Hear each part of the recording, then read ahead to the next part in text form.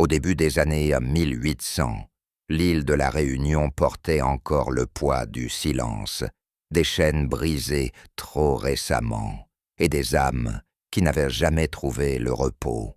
Les habitants racontaient que dans les hauts, sur les chemins de terre battus, menant aux plantations ou traversant les forêts épaisses de tamarins et de bois de couleur, certains voyageurs faisaient d'étranges rencontres.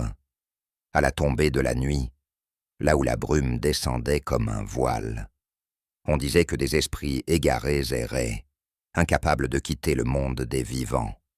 Ces esprits étaient souvent associés aux morts sans sépulture digne, esclaves décédés d'épuisement, engagés morts loin des leurs, ou encore âmes perdues après des révoltes étouffées dans le sang. La mémoire collective parlait de gémissements portés par le vent, de pas invisibles suivant les marcheurs solitaires.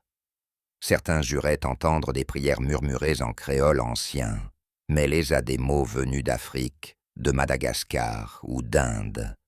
Mais ce qui marquait le plus les esprits, c'étaient ces cercueils trouvés sur les chemins.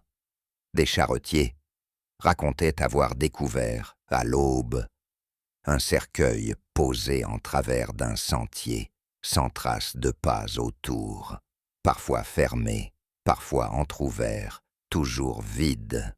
Les anciens disaient que ces cercueils n'étaient pas faits pour les vivants, mais pour rappeler une dette oubliée.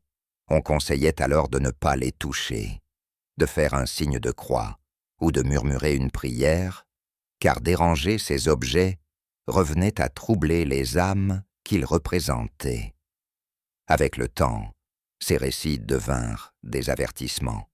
Ils rappelaient que la terre réunionnaise était imprégnée de souffrance et de mémoire. Les esprits égarés n'étaient pas là pour effrayer, mais pour rappeler l'injustice vécue et le besoin de respect envers les morts. Dans les années 1800, marcher seul la nuit à la Réunion, c'était accepter de croiser l'histoire elle-même, parfois sous la forme d'un cercueil silencieux au milieu du chemin.